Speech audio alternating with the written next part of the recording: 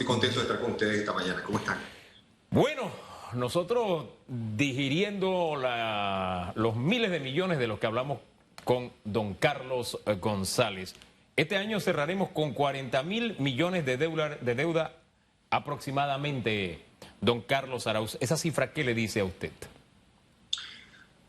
Habla mucho, pues, de quizás un tiempo desesperado que hemos vivido. No hay que menospreciar la pandemia en su justa dimensión. Nos obligó, era el vehículo idóneo para poder enfrentarla, la deuda. Era definitivamente lo que teníamos que hacer porque Panamá no imprime moneda, no tiene un banco central, no tiene un banco de último recurso. Así que la deuda era lo que tenía que suceder y ha ocurrido. Ahora bien, hilando fino, lamentablemente lo que ha seguido a esa decisión es una utilización, un uso algo cuestionable. Yo estuve escuchando las declaraciones en la entrevista y me provocó incomodidad, me provocó algo de sorpresa, porque un funcionario pues, que debe estar manejando los números con mucha más celeridad y en tiempos de pandemia pues se llama un poco más al ajuste de urgencia. Yo noté en su tono, en su presentación y en sus palabras, algo de ausencia hacia la urgencia con la que se tienen que manejar estos temas. 40.000 millones de dólares en deuda contra un Producto Interno Bruto que decreció 18% el año pasado y que este año supuestamente debe crecer entre 10 a 12%, estamos hablando de un nivel de apalancamiento de casi 65-70%. De nuevo, la deuda va a seguir subiendo porque lamentablemente no estamos en una posición de recuperar ingresos como debería, pero hay una falta de voluntad marcada, radical y evidente en las autoridades que nos están regentando nuestro día a día para poder hacer las cosas bien, más allá de lo que la ley dicta. Yo escuché sus explicaciones sobre la ley prohibiendo pues, el ajuste de salarios a la baja. Es una pandemia. Lo que teníamos que hacer es precisamente ratificar cómo nos podíamos entregar a la creatividad para poder salir adelante juntos.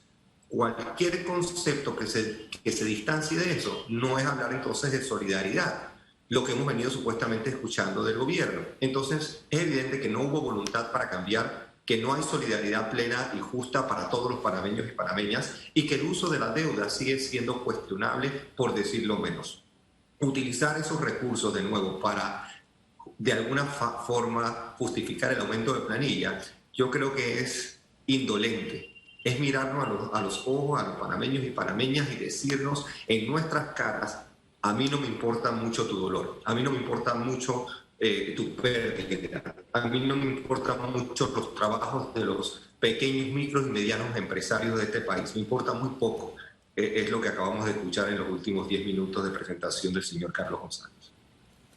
Sí, y llama la atención porque, bueno, el panameño ha pasado por situaciones difíciles, por ejemplo, suspensión de contratos en medio de esta pandemia, pero los funcionarios del gobierno siguen cobrando su salario 100%. Entonces, hubo una justificación por este incremento de la planilla, señalando que se deben a compromisos en algunas áreas y también al personal contratado en medio de la pandemia, el personal de salud específicamente. El personal de salud definitivamente tiene, y hay convenios y hay acuerdos también de previas administraciones, desde el presidente Martinelli, el presidente Varela y ahora el presidente Cortizo han entrado en negociaciones para justificar, para poder entonces premiar, porque esa es la aspiración natural, y más en estos tiempos difíciles que estamos viviendo donde la vida cuesta tanto, el costo propio de materia prima, cómo se ha trasladado inevitablemente los fletes. Importar a Panamá cuesta hoy 4 o 5 veces más de lo que costaba hace un año. Entonces, inevitablemente eso se le pasa al consumidor. Obviamente los salarios sufren. Yo entiendo eso. Yo creo que todos los panameños entendemos eso y todos aspiramos a más porque queremos llevar a nuestras familias pues el sano sustento diario y cotidiano. Eso por un lado. Sin embargo, de nuevo, no hay manera de justificar más contrataciones o ajustes salariales a personas en rubros como gastos de representación, como por ejemplo viáticos o partidas extraordinarias. En Panamá estamos, y yo no me canso de decirlo y lo he dicho en esta plataforma que Radiografía pues, nos extiende periódicamente. El Panamá de hoy es un Panamá que está enfrentando un desmembramiento, un descosimiento del tejido social, y algunos de nosotros estamos optando por no verlo. Y estamos entonces descansando en los ingresos del Canal de Panamá, por ejemplo.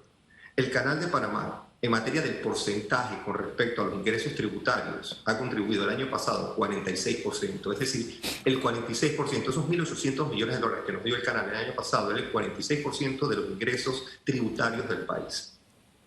Los ingresos entonces con respecto al total, a los totales que el país percibe, ya sea por dividendos, por ventas de propiedades, por ingresos extraordinarios, por nuevas empresas que vienen a Panamá, con respecto a los tributos del canal, es apenas el 30%. Es decir, nosotros no estamos negociando adecuadamente para que el país gane más y crezca mejor.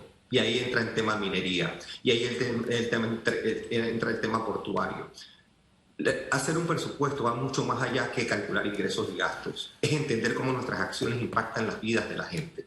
Y en ese esfuerzo que estamos no haciendo, que estamos optando por cambiar o por reemplazar, lamentablemente descansamos entonces en el Canal de Panamá y en una serie de acciones que no son bien negociadas y lamentablemente entonces implican más deuda. Y esa deuda, esa contratación de deuda no se puede justificar, es injustificable si no se están haciendo bien las cosas. No hay forma posible de justificar el manejo de deuda en estos tiempos para solamente contribuir a un crecimiento en planilla o las agendas políticas de algún partido o las agendas económicas de algún grupo. Es inconcebible, moralmente está mal, definitivamente.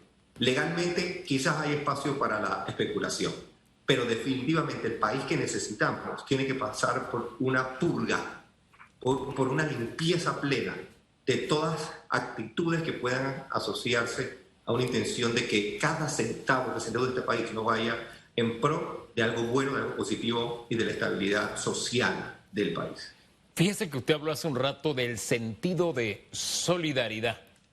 No estamos viviendo momentos normales.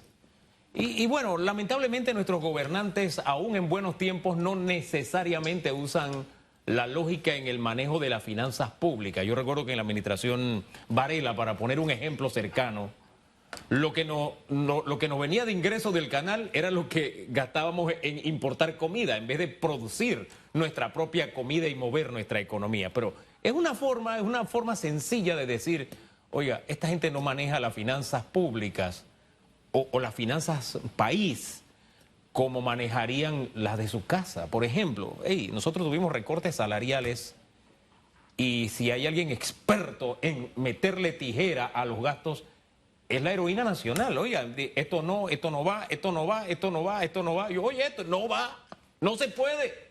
Porque en un momento de crisis eso es lo que se hace. Entonces, por ejemplo, le voy a poner un ejemplo.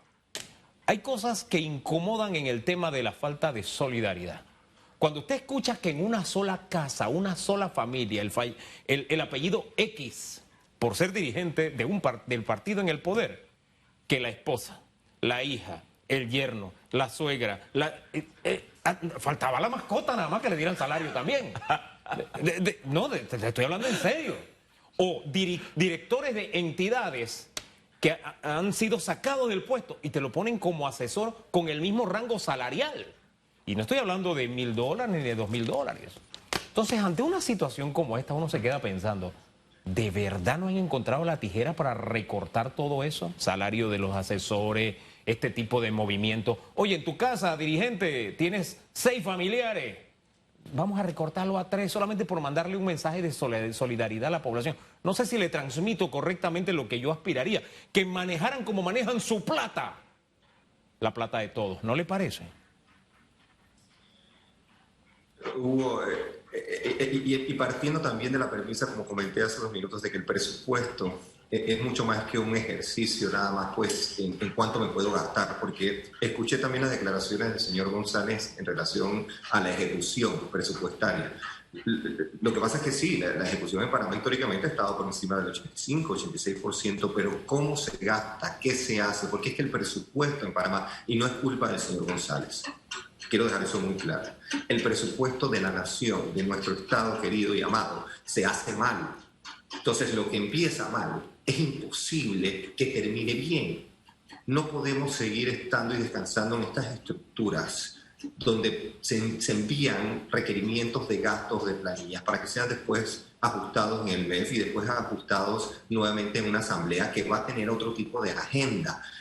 El concepto del presupuesto nacional tiene que cambiar, tiene que ser hecho desde otra perspectiva, donde no solo se cumpla con gastos por cumplir, porque si no me lo gasto este año, entonces lo pierdo y ya no puedo entonces el otro año tener acceso a fondos. Carlos, sí, disculpa que te interrumpa, mencionaste que el presupuesto de Panamá se hace mal y para colocarlo en contexto, por ejemplo, en 2019 el presupuesto general del Estado fue por 23.318 millones de dólares, en 2020 23.322 millones de dólares, 2021 aquí hubo un punto crítico porque los analistas señalaban que este presupuesto debía ser igual a 23.000 millones y aumentó a 24.000 millones de dólares e inclusive la Asamblea Nacional recibió un presupuesto extraordinario por más de 20 millones de dólares. ¿Cuál sería ese presupuesto ideal para el año 2022? El presupuesto ideal del año 2022 es el que se alinee con la idea de un país que va a crecer y que necesita despertar económicamente hablando. No solo justificar sus gastos, ni mucho menos extraer a como de lugar ingresos de donde sea para entonces poder gastarlos. El presupuesto de la nación pudiese ser 25, 26 mil millones de dólares, pero si no se hace el apalancamiento necesario, o sea, la deuda productiva, la deuda que vaya hacia infraestructura, las macro obras que se necesitan para crear empleo. Si no se puede apalancar el país para inyectar agresivamente fondos en la micro y pequeña empresa, entonces no importa si es 24, 25 o 30 mil millones de dólares. Es el cómo se hace y para qué se usa y cómo se repaga. Escuché al señor González muy orgullosamente decir que la deuda va a ser más económica. El replanteamiento del 3.36% ese de que habla a 10 años. Imagínense qué tanto más barata pudo haber sido la deuda si tuviésemos nuestras finanzas en buen orden, si no gastáramos como gastáramos irresponsablemente, si tuviésemos un país con un norte estratégico firme y concreto en lugar de estar divagando a la improvisación y descansando entonces en lo que alguien pueda decidir en un momento dado hacer porque le nace, porque le provoca, porque le nace desde su víscera. Y no sé qué tanto más barata hubiera sido la deuda si este país hubiese estado manejado en sus finanzas públicas de mejor manera. Yo, de nuevo, a mí me ha dejado muy, pero muy preocupado los últimos minutos de radiografía hoy con la persona que planifica, que ejecuta y que vela por el tema de las finanzas públicas. Yo creo que hoy radiografía hace un aporte, pero muy importante al despertar, a que la conciencia de cada uno de los panameños nos demos cuenta de cómo se deben hacer las cosas y lo mal que se están haciendo hoy día. Y eso me duele como panameño, como ustedes no tienen idea esta mañana. Y me preocupa nuevamente por Julián y por Valeria, que son mis hijos. Y seguramente los hijos de las personas que están viendo este programa deben estar también pasando quizás por esa agonía. Yo estoy preocupado por mis nietas ya, no solamente por mis hijos. La verdad que usted tiene nietas, lo que pasa es que usted ya está en otra liga, don Hugo Enrique Pamanía. Gracias, don Carlos, que tenga muy buen día.